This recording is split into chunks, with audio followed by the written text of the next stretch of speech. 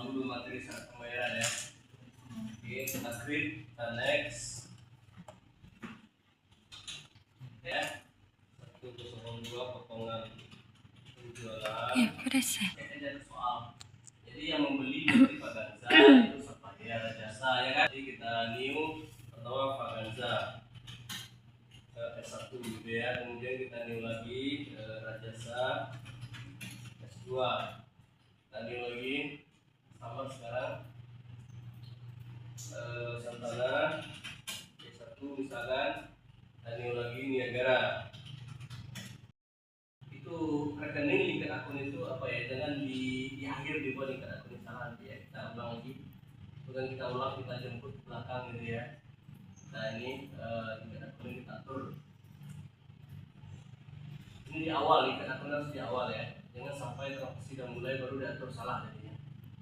Ini setelah pembuatan rekening ya, setelah pembuatan rekening langsung di sini baru kita akan file ya. Jadi kita akan list. Sekarang saya membuat syarat pembayaran. Jadi kita buka satu-satu mulai dari adjust inventory ya kan. Untuk awal 25 untuk awal persediaan ya. Oke, P1, P2, P3. Ini masing-masing saldo 1 ya kan. Harganya harga apa? Harga beli atau jual? Beli. Ini harga beli ya. Unit cost itu harga pokoknya, harga beli ya. Kemudian di sini adalah akunnya apa? Persediaan. Kalau nggak mau nih ya, jadi kalau ada yang salah nanti nggak dibuat akun itu. Kita buat dulu namanya di kode pajak.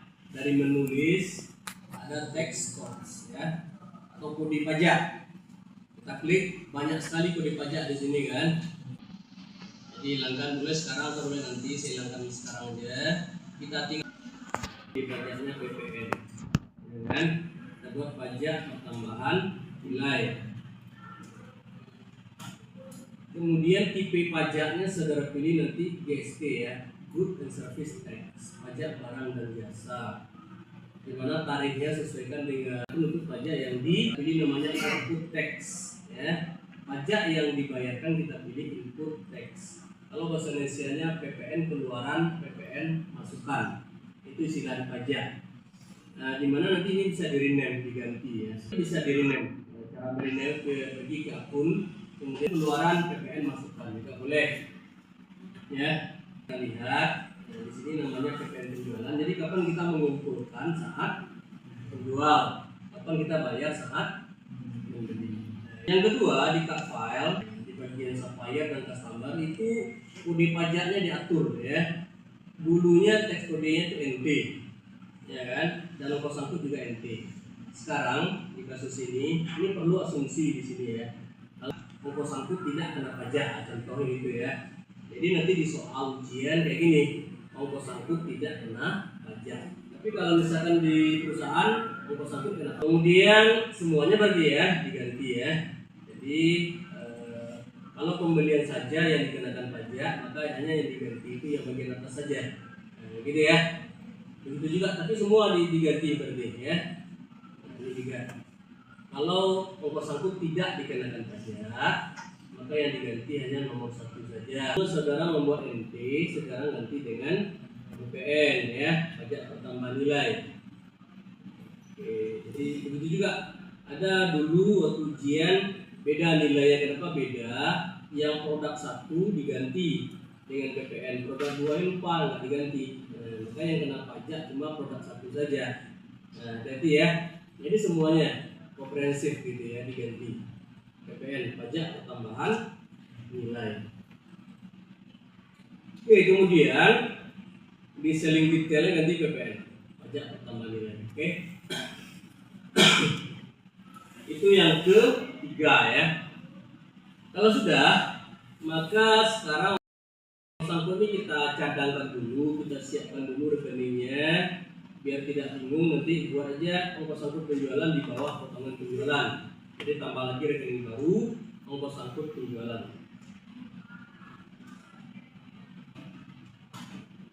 Nah, kemudian di bawah potongan pembelian tambahkan lagi ongkos sangkutnya pembelian. Nah, jadi potongan pembelian, ongkos angkut pembelian, potongan penjualan, ongkos angkut penjualan. Jangan dibalik. Contoh ongkos angkut penjualan di pembelian modal perusahaan, ya sama seperti biasa 1 Januari, saya 24 tadi saudara 25 ya, 250. Kemudian modalnya ya. Nah, yang kedua kita langsung ke pembelian. Pembeliannya itu adalah ke Indah ya, ke Indah. Kemudian nilai pembeliannya 15.1025.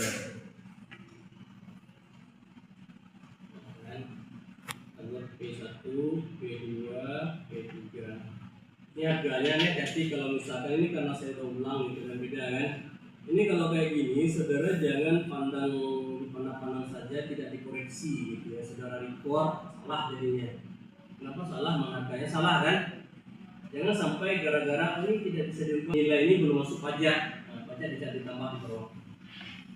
Saudara semua, kalau sudah maka nampak di sini tanggalnya lagi ya, tanggalnya berarti 4 Januari. Nah, nampak langsung pajak di sini. Ini tagnya PPN ya, ini pastikan PPN di sini, ada beda ya. Ongkos angkutnya diketik, ongkos angkutnya 1 juta, ketiknya di sini. Nah, karena asumsinya tadi ongkos angkut nggak kena pajak, maka di sini NT ya. Oke. Kemudian bayar tunainya berarti adalah 40. Nah, kalau sudah, ini mekanismenya cukup banyak ya. Kita record. Nah, saat merecord, dia minta nih rekening untuk ongkos angkut yang dikenakan gitu, atau yang dibayarkan gitu ya. Yang bayar ongkos angkut itu pembeli kan. Jadi kita pilih di sini apa nama rekeningnya? Coba tebakan saudara nih. Ongkos angkut pembelian. Ongkos angkut pembelian ya. Ini yang bayar pembeli atau penjual? Pembeli ya. Oke kan? Lalu kita record karena dia menambah nilai pembelian gitu. Nampak kan, nambah kan? Kita record, lalu kita aktifkan. Nah, maka jadilah transaksi 5. Berarti penjualan, lalu kita pilih Santana 10, 5 ya kan? P1. Nah, kita lihat harganya dan ada perubahan. Kemudian kita lihat bayar tunai nggak ada, 20 juta ya, 20 juta, dan ongkos angkutnya 500.000. Ini perlu ketelitian sebenarnya ya, ketelitian. Kalau sudah lengkap semuanya ini PPN, ini jangan di checklist, kemudian tanggalnya di input, tanggal 5 Januari ya. Ini dipastikan terminnya benar 3/10, benar nggak Santana 3/10? Oke kan? Lalu kita record. Nah, berikutnya kita lanjutkan. Tanggal 7 Januari dibayar hutang tanggal 4 ke Indah. Ini kira-kira dapat diskon nggak nih? Dapat diskon atau enggak? Beli 4 atau 7 kan 3 hari ya. Jadi tinggal purchase, pay bill, lalu kita pilih Indah. Ini belum ada diskon nih, ketik tanggalnya dulu 7, 1, 24. Nah, itu diskonnya kan. Lalu kita bayar berarti berapa? 137 atau 128? 128 ya, 150. Sambil mengulang yang materi yang dulu ya. Kita klik, lalu kita record. Ini apa berarti rekening kita pilih? Apa? Diskon potongan pembelian ya. Jadi senada nih, ongkos angkut potongan pembelian. Kita oke kan? Lalu kita record. Nah, berikutnya kita lanjut 8 Januari setelah dibayar ternyata ada produk rusak nih ya, 2 unit produk 3. Maka proses register atur 2 unit produk 3. Katanya berapa? 2 unit produk 3. Berarti min 2 P3. Nah, ini harga jadi nih. Harganya kan kacau lagi gitu ya. Jadi kita harganya berapa berarti? Produk 3 saat pembelian 4 juta kan? Hati nih, ini rawan salah gitu ya. Tanggalnya kita buat tanggal 8 Januari.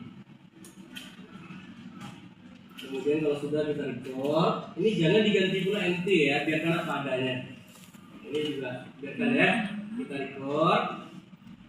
cancel. Ada lagi kan yang ada cuma saldo awal kan, jadi kita cancel, pilih apa?